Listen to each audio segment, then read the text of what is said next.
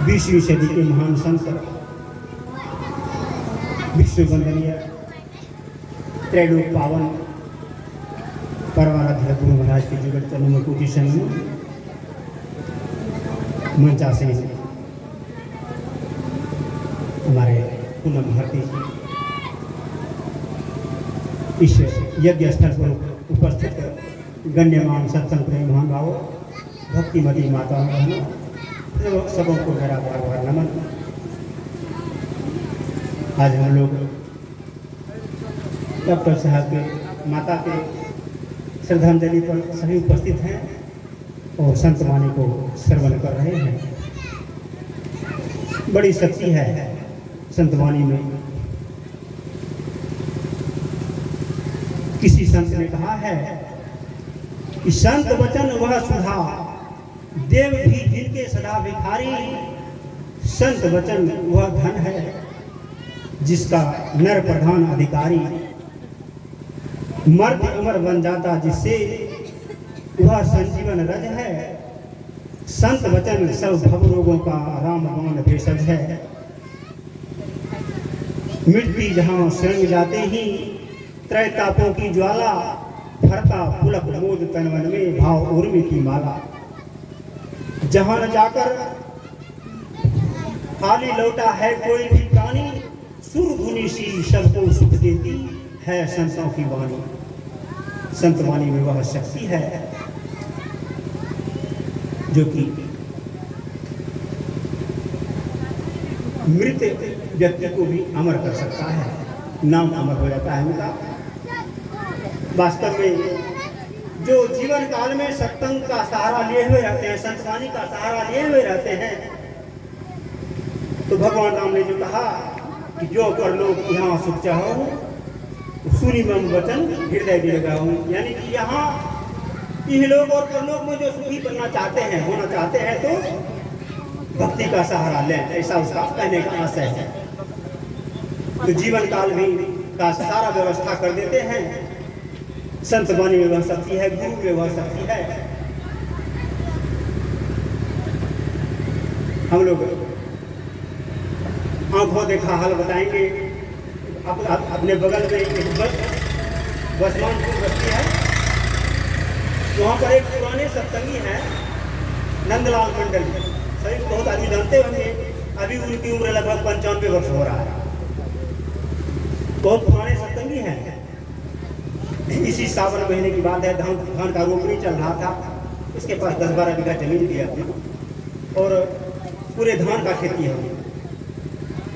एक बार ऐसे धान के समय में चिड़ा तैयार हो गया था, लेकिन वर्षा नहीं हुई थी। उस समय वर्षा पर आधारित खेती होता था। उस समय चले गए थे सत्संग में, संजोग से जिस दिन गए उसी दिन रात में वर्षा हो गई।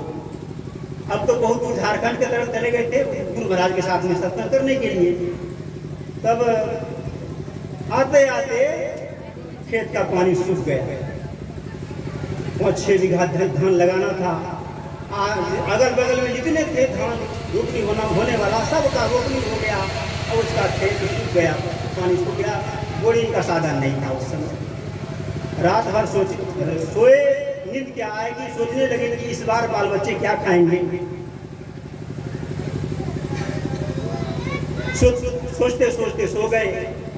थोड़ी देर के बाद स्वप्न आती है। गुरु महाराज स्वप्न में आते हैं, कहते हैं नंदलाल तुम क्या सोच रहे हो कि धान इस बार नहीं होगा तो क्या खाएंगे। अरे धान नहीं रोपनी हो सका तो कोई बात नहीं है। जो अगले साल का जो बीज जन्मेगा, जिसको झाड़ा धान कहते हैं हम लोग, जन्म गया है तक में। पानी सूखने के बाद जब खेत सूख जाएगा उसका तुम कमोनी कर दे कोई उसी धान का, और तुम्हारा काम बन जाएगा। बस स्वप्न की बात मान करके नंदलाल बाबू ने 15-20 दिन के बाद 10-20 मजदूर चला दिया और उसका कमोनी कर दिया। वही अगले साल वाला जो धान था। हमारे यहाँ घूमने के लिए आते हैं हर साल।